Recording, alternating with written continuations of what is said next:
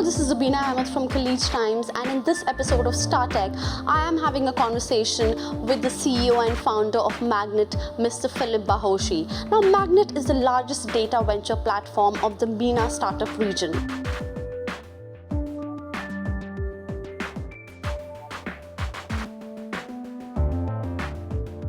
Last year during COVID, there was a slight slowdown in the number of exits of companies, whether it's IPOs, SPACs, mergers and acquisitions.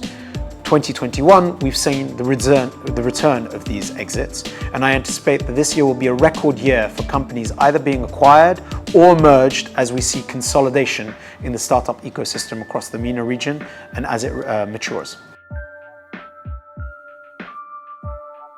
Talking about MAGNiTT, tell us about the growth, success, and the future plans. MAGNiTT as a platform captures all venture capital investment across the whole of the Middle East, North Africa, Pakistan and Turkey. Our goal is to become the reference across all emerging markets. We recently published the H1 report for MENA venture investments, covering all investments for the first 6 months of 2021. And it was a record year already for the first 6 months of capital deployed into startups in the MENA region, with $1.2 billion of investments across 256 deals. We saw Kitopi receiving over $400 million of investment from international investors, including SoftBank.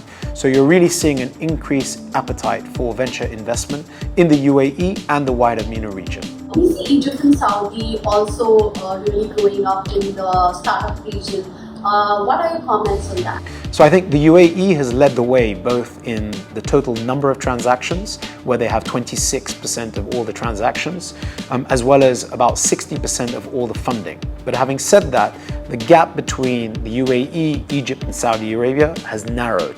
In fact, there's only a difference of about 11 deals compared to only 2 years ago, where it was about 30 deals. So you're really seeing that the ecosystems are getting closer together. In terms of the startup sectors, fintech, edutech, and F&B are growing. Could you elaborate on what other sectors are there in the startup region? So I think from an industry perspective, fintech is really the standout industry across the whole of the region. Investors have moved towards investing in financial service startups that are disrupting the financial service space.